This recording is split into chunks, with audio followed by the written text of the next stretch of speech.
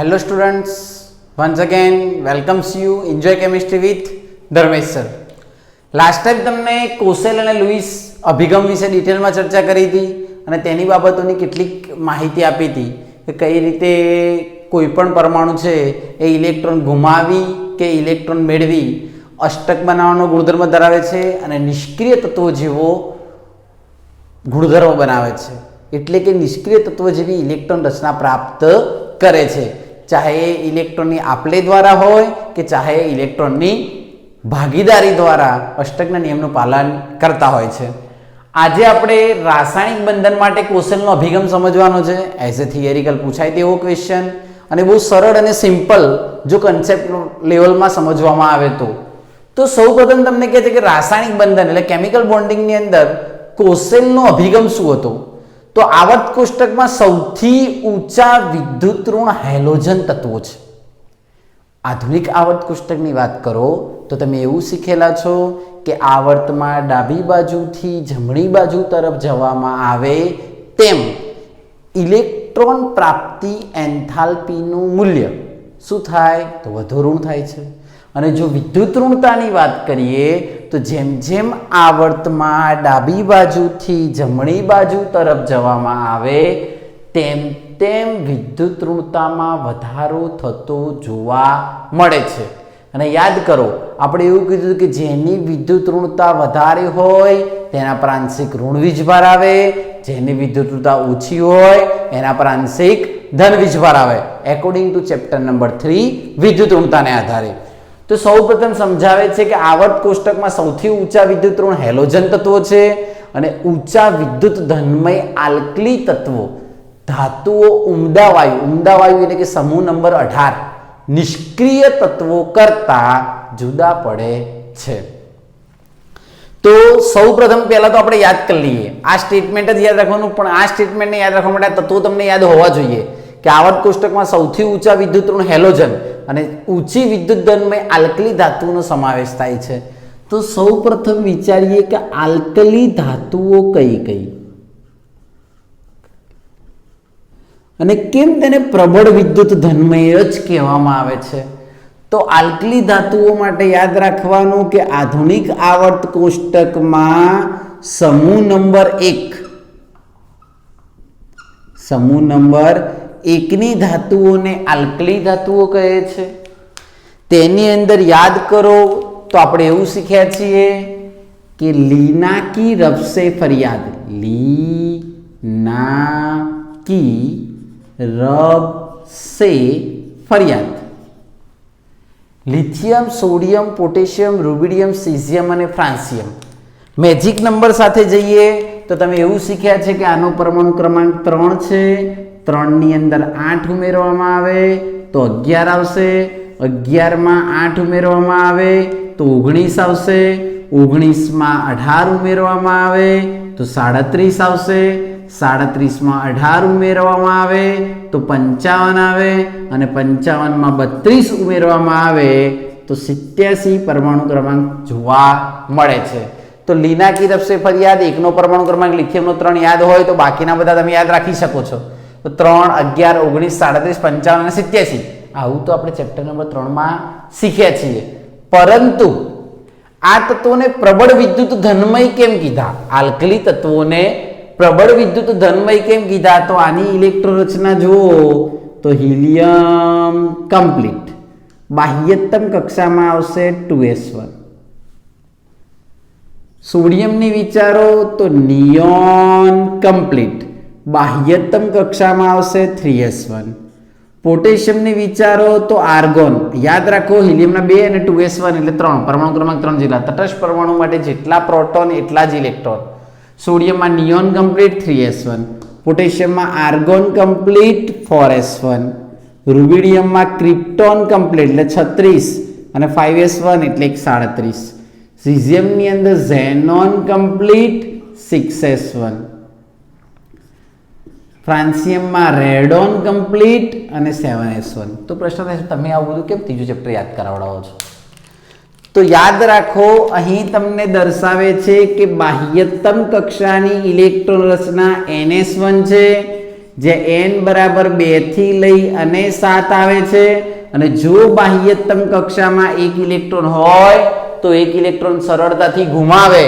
Lithium એક electron ગુમાવે તો Li+ બનાવે, સોડિયમ એક ઇલેક્ટ્રોન ગુમાવે તો Na+ બનાવે, પોટેશિયમ એક ઇલેક્ટ્રોન ગુમાવે તો K+ બનાવે. એટલે કે પ્રબળ વિદ્યુત ધનમય તત્વો તરીકે વર્તે છે. એટલે હંમેશા યાદ રાખો, આલ્કલી ધાતુઓ ઓલવેઝ એક ઇલેક્ટ્રોન ગુમાવે અને પ્રબળ વિદ્યુત ધનમય બને છે. તેની ઓક્સિડેશન અવસ્થા હંમેશા +1 જ થાય, ક્યારેય તે સિવાયની બીજી કોઈ ઓક્સિડેશન અવસ્થા તે ધરાવે નહીં. અને આવું તમે રેડોક્સ ચેપ્ટરમાં પણ શીખશો. એટલે એક ઇલેક્ટ્રોન ગુમાવવાનો ગુણધર્મ છે, માટે તેને પ્રબળ વિદ્યુત ધનમય તત્વો તરીકે ઓળખવામાં આવે છે. આવું જ આપણે શીખીએ હેલોજન. તો હેલોજનની અંદર યાદ કરીએ કે હેલોજન કોને કહેવાય? તો હેલોજનને યાદ કરવા માટે યાદ કરવાનું ફૂલો કલીઓ બહારો में आई आंटी. समूह नंबर 17 જેને હેલોજન સમૂહ અથવા ફ્લોરીન સમૂહ તરીકે ઓળખવામાં આવે છે. હેલોજન સમૂહ સમૂહ નંબર 17 છે. હવે આ સમૂહની અંદર વિચારવામાં આવે તો કયા કયા તત્વો આવશે? તો તમે જાણો છો તેમ પહેલું તત્વ ફ્લોરીન, ફ્લોરીન પછી આવશે ક્લોરીન, પછી આવશે બ્રોમિન, પછી આવશે આયોડીન અને પછી આવશે એસ્ટેટીન, જેને આપણે ફૂલો કલીઓ બહારો में आई आंटी તરીકે યાદ રાખીએ છીએ.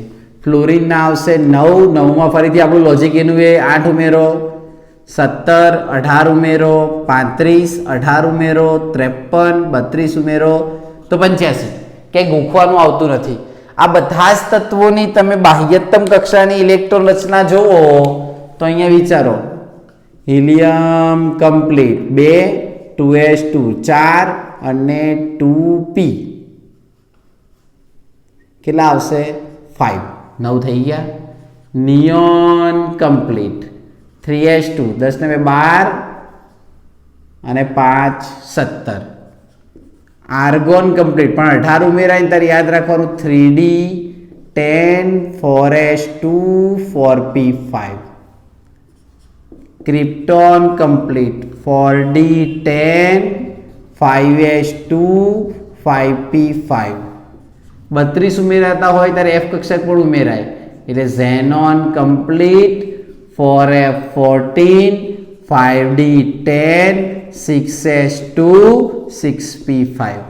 તો બધાની બાહ્યતમ કક્ષાની અંદર તમે એક વસ્તુ માર્ક કરો તો 7 ઇલેક્ટ્રોન છે. 17મો સમૂહની બાહ્યતમ કક્ષાઓ બધામાં માર્ક કરવામાં આવે તો કેટલા ઇલેક્ટ્રોન છે? 7, ns2 np5. માટે એને નિષ્ક્રિય તત્વો જેવી ઇલેક્ટ્રોન રચના પ્રાપ્ત કરવા માટે એક ઇલેક્ટ્રોન મેળવવો પડે અને જો મેળવે તો તેના પર ઋણ વીજભાર આવે, માટે તેને ઊંચા વિદ્યુત ઋણ હેલોજન તત્વ તરીકે ઓળખવામાં આવે છે. ફ્લોરીન એક ઇલેક્ટ્રોન F- નિયોન જેવી રચના પ્રાપ્ત કરે છે. ક્લોરીન એક ઇલેક્ટ્રોન મેળવી Cl- આર્ગોન જેવી રચના પ્રાપ્ત કરે છે. બ્રોમિન એક ઇલેક્ટ્રોન મેળવીને ક્રિપ્ટોન જેવી રચના પ્રાપ્ત કરે છે. આયોડીન એક ઇલેક્ટ્રોન મેળવી I- બનાવી અને ઝેનોન જેવી રચના પ્રાપ્ત કરે છે. અને એસ્ટેટીન રેડિયો ચક્રીય છે એટલે એક કામ નહીં કરે, રેડિયો સક્રિય તત્વ કામ કરતા નથી. તો ફ્લોરીન, ક્લોરીન, બ્રોમિન અને આયોડીન કે જેને આપણે હેલોજન તત્વો તરીકે ઓળખીએ છીએ, આ બધા પ્રબળ વિદ્યુત ઋણમય છે. તો પહેલું સ્ટેટમેન્ટ તમને પહેલાં તો સમજાયું કે કેમ પ્રબળ વિદ્યુત ધનમય છે અને કેમ પ્રબળ વિદ્યુત ઋણમય છે. સમૂહ એકના તત્વોની બાહ્યતમ કક્ષામાં એક ઇલેક્ટ્રોન હોવાથી એક ઇલેક્ટ્રોન ગુમાવે છે અને એક ઇલેક્ટ્રોન ગુમાવી અને પ્રબળ વિદ્યુત ધનમય બને છે. સમૂહ 17 એટલે કે હેલોજન તત્વો એક ઇલેક્ટ્રોન મેળવી અને નિષ્ક્રિય તત્વો એટલે કે ઊંડા વાયુ તત્વો જેવી રચના પ્રાપ્ત કરે છે. ત્યારબાદ હેલોજન પરમાણુ ઋણાયન બનાવે. હમણાં શીખ્યા એમ કે હેલોજનની બાહ્યતમ કક્ષામાં 7 ઇલેક્ટ્રોન હોવાને કારણે એક ઇલેક્ટ્રોન મેળવે તો ઋણાયન બનાવે. આલ્કલી તત્વોની બાહ્યતમ કક્ષામાં એક ઇલેક્ટ્રોન હોવાને કારણે ગુમાવે તો ધનાયન બનાવે. તો હેલોજન પરમાણુ ઋણાયન અને આલ્કલી ધાતુ ધનાયન અનુક્રમે ઇલેક્ટ્રોન મેળવી એટલે કે હેલોજન હોય તો ઇલેક્ટ્રોન મેળવે, આલ્કલી તત્વ હોય તો ઇલેક્ટ્રોન ગુમાવી અને રચના બનાવે છે.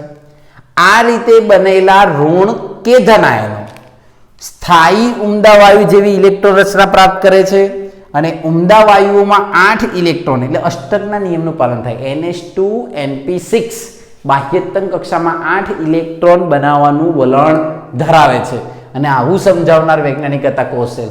માટે આયનીય બંધ અથવા રાસાયણિક બંધથી જોડાય ત્યારે આયનીય બંધને સફળતાપૂર્વક સમજાવનાર વૈજ્ઞાનિક હતા તો એ હતા કોસેલનો અભિગમ.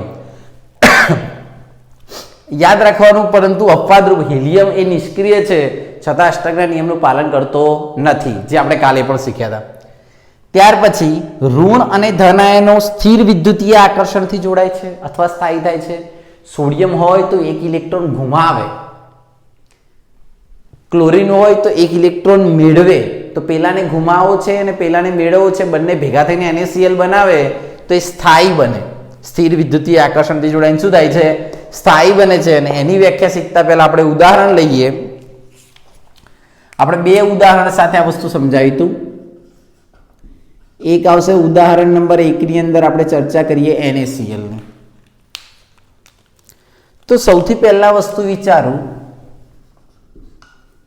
સોડિયમ. કાલે શીખ્યા હતા તેમ સોડિયમની બાહ્યતમ કક્ષા 2 8 1 એટલે કે 1 ઇલેક્ટ્રોન છે. અને કોઈ કે મારે નિયોન કમ્પ્લીટ 3s1 લખવું છે તો પણ સાચું જ છે. એક ઇલેક્ટ્રોન ગુમાવે તો બનાવશે Na+, એક ઇલેક્ટ્રોન ગુમાવી પ્રબળ વિદ્યુત ધર્મય બનાવે છે. અહીંયા ઇલેક્ટ્રોન રચના લખીએ તો લખાય નિયોન કમ્પ્લીટ 3s1. જ્યારે અહીંયા Na+ બને ત્યારે નિષ્ક્રિય તત્વ નિયોન જેવી રચના પ્રાપ્ત કરે છે. આ જ રીતે બીજું સ્ટેપ વિચારવામાં આવે ક્લોરીન. જ્યારે ક્લોરીન કરે તો એ ક્લોરીન એક ઇલેક્ટ્રોન મેળવે. આમ નોર્મલ લખો તો પરમાણુ ક્રમાંક ક્લોરીનનો 17 હોય એટલે 2 8 7. ઇલેક્ટ્રોન રચના લખવામાં આવે તો નિયોન કમ્પ્લીટ 3s2 3p5. એક ઇલેક્ટ્રોન મેળવી અને Cl- બનાવશે એટલે કે 2 8 8. એને નિયોન કમ્પ્લીટ એક ઇલેક્ટ્રોન મેળવી લીધો એટલે 3s2 3p6. અથવા તેને આર્ગોન એટલે કે નિષ્ક્રિય તત્વ આર્ગોન, અને આ નિષ્ક્રિય તત્વ નિયોન જેવી રચના પ્રાપ્ત કરે છે. ત્રીજા સ્ટેપની અંદર જોઈએ તો સોડિયમને એક ઇલેક્ટ્રોન ગુમાવવો છે, ક્લોરીનને એક ઇલેક્ટ્રોન મેળવવો છે. માટે તે સ્થિર વિદ્યુતીય આકર્ષણ દ્વારા એકબીજા સાથે જોડાઈ NaCl બનાવે છે અને અષ્ટકના નિયમનું પાલન કરે છે.